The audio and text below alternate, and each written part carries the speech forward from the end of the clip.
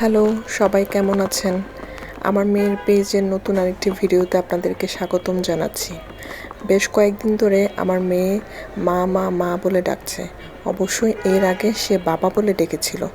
বাবা ডাকটা যতটা স্পষ্ট ছিল, মা ডাকটা ততটা স্পষ্ট ছিল না। আজকে সে খুব স্পষ্ট করে মা বলে ডাকছে, তাই এটি আমি ক্যামেরাবন্দি করলাম। আমরা চাই আমার মেয়ের শৈশবের স্মৃতিগুলো এভাবে ক্যামেরাবন্দি করে রাখতে, যখন সে বড় হয়ে যাবে যাতে আমরা সবাই মিলে তার এই স্মৃতিগুলো দেখে স্মৃতিচারণ করতে পারি।